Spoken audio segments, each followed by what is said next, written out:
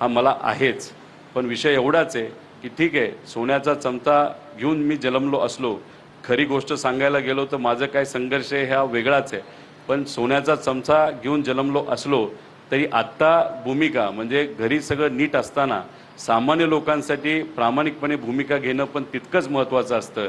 आणि ती भूमिका घेणं हे संतांनी आम्हाला सांगितलेलं आहे, भगवान गौतम बुद्धांनी सांगितलेलं आहे, शिवशाहू फुले आंबेडकरांच्या विचारांनी सांगितलेले आहे. आणि त्याच अनुषंगाने एका मोठ्या परिवारातला असलो तरी सामान्य शेतकऱ्यांसाठी एक आंदोलन इथं आम्ही प्रामाणिकपणे करत होतो आणि तेच आंदोलन इथं केलं आणि आमचा आवाज हा तुमच्यापर्यंत त्या ठिकाणी पोचला असेलच. आणि कदाचित राजकीय दृष्टिकोनातून या आंदोलनाकडे बघितलं असल्यामुळे तुम्हीसुद्धा आमच्याबद्दल काहीतरी बोलला असावात, पण माझं एवढंच मत आहे की जेव्हा तुम्ही एका पदावर असता त्या पदाचा मान ठेवला पाहिजे, कारण त्या पदाच्या माध्यमातून तुम्ही सामान्य लोकांना न्याय देऊ शकता आणि ते तुम्ही द्याल ह्या मागण्या बघून असा विश्वास आहे मुख्यमंत्री साहेबसुद्धा देतील. त्यामुळे जे काही तुम्ही मला बोलला असाल ते व्यक्तिगत आहे असं मी समजून बाजूला सरकवतो. त्या वादामध्ये गरिबाचं नुकसान होऊन आम्ही देणार नाही. त्यामुळे आपण ही भूमिका मांडावी आणि त्या ठिकाणी सरकारकडनं आपण काय करणार आहोत हे आमच्या शेतकऱ्याला तिथं सांगावं अशी विनंती करतो. धन्यवाद. रामकृष्ण.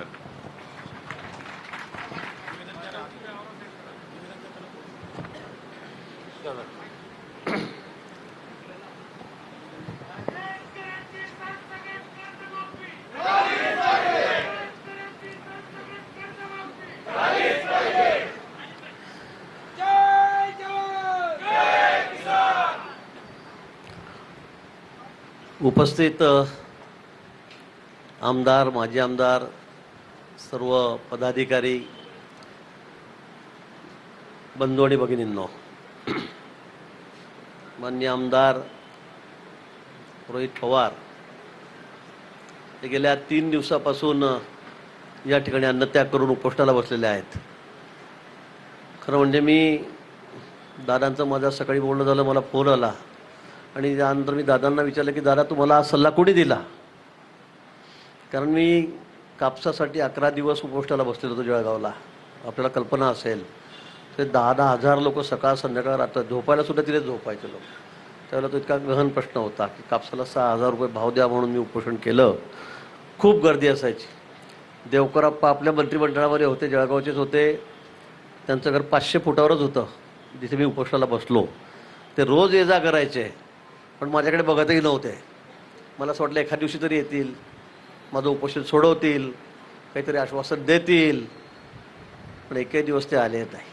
5व्या-7व्या दिवशी मी त्यांना निरोप पाठवला, कार्यकर्त्यांना पाठवलं आणि म्हटलं बाबा त्यांना विचारा आपणना की आपले चांगले संबंध आहेत, मला एकदा विचारा तर माझं उपोषण तर सोडा, काही आश्वासन तर द्या, वरती बोला. पण त्यांनी सांगितलं, मला वरतून सांगितलं आहे की अजिबात तिकडे बघायचं सुद्धा नाही, त्याला जितक्या दिवस बसायचं असेल तितके दिवस बसू द्या.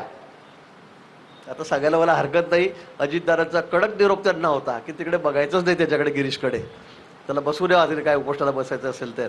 आणि असं माझं 11 दिवस उपोषण चाललं. शेवटी मुंडेसाहेब आलेत, देवेंद्रजी आले, मुनगंटीवारची मित्र त्यावेळेला होते, सगळे आम्ही आमची टीम होती, सगळे त्या ठिकाणी आलेत आणि मग त्यावेळेला ते उपोषण त्या ठिकाणी माझं सुटलं. आणि म्हणून मी म्हटलं की उपोषणाच्या भानगडीत पडायचंच नाही.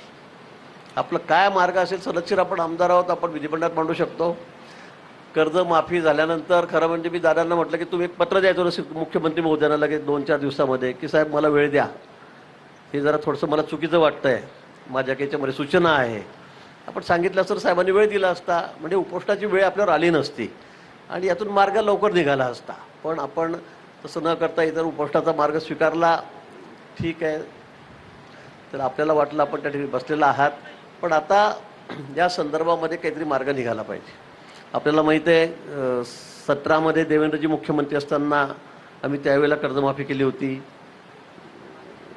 नंतर यावेळेला तर मागणी नसताना खरं म्हणजे निवडणूकही नव्हती. आता 4-6 महिने झाल्या निवडणुका, महापालिकेच्या झाल्या, नगरपालिकेच्या झाल्या, विधानसभेच्या आता वर्ष 1.5 वर्ष झालेले आहेत, लोकसभेच्या झाल्या. मागणी नसताना अचानक मुख्यमंत्री महोदयांनी निर्णय जाहीर केला, समिती नेमली, निर्णय केला आणि जवळपास 37,000 कोटी रुपये आपण शेतकऱ्यांची कर्जमाफी यातून केलेली आहे. मोठी रक्कम आहे. ठीक आहे, आपलं काही त्या बाबतीत वेगळं म्हणणं असेल आम्ही समजू शकतो, पण याच्यामध्ये मित्राचे CEO प्रवीण परदेशी यांच्या अध्यक्षतेखाली